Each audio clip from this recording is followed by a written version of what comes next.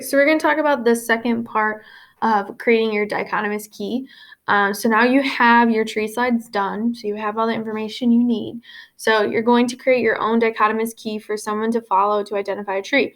Complete the steps below and submit your final work. So you're going to create a Google Doc. Now, I don't want this to be misleading, so I'm going to show you my example kind of as we go through this. I use Google Draw just because I think Google Draw gives you a little bit more freedom to move stuff.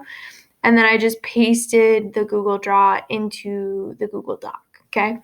So the questions should follow the order listed below. However, you are able to add more questions if these aren't enough. So let's say you have two trees that are very, very common, same leaf arrangement, same leaf shape, same fruit style.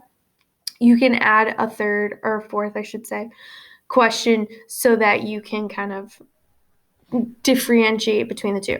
Now, I didn't do this on purpose, but I got lucky and mine only required 2 of the questions. So I started off with leaf arrangements. So notice across the top, everything that is a leaf arrangement is red. So our options are alternating or opposite. There was only one that was an opposite. So if you picked the opposite one, it leads you straight to sugar maple. Now, if you have alternating in your picture that you're looking at, so what you want to do is while you want to go through these tree slides and you want to say, okay, this is opposite, that's alternating,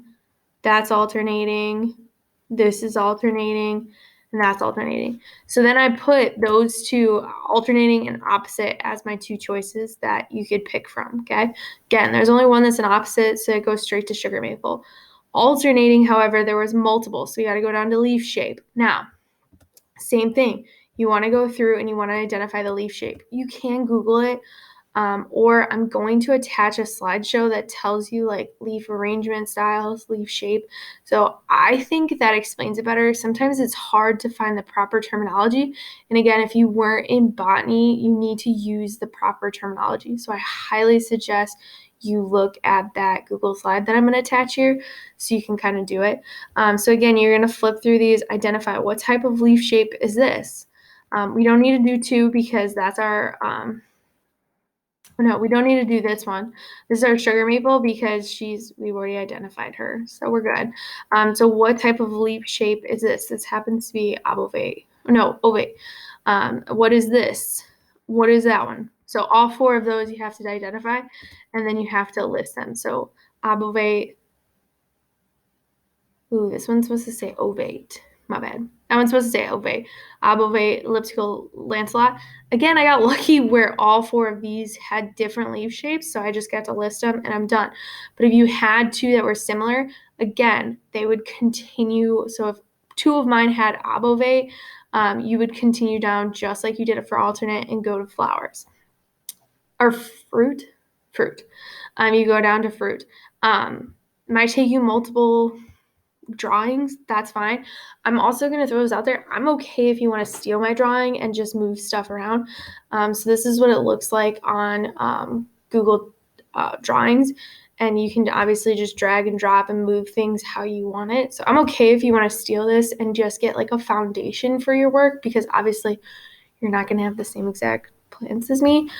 So I'm okay if you want to steal this and just take it so that you can have that. Really quick, I'm gonna pause so I can pull up that PowerPoint that I was talking about.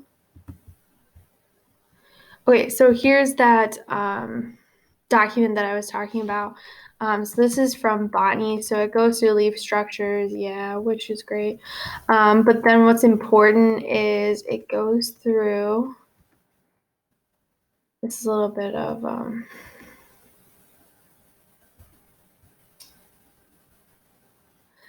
so it goes through the types of leaf arrangements, opposite, alternating, sub-opposite, all those fun things. And then it goes through leaf shapes. So you have a general idea of what the general leaf shapes are.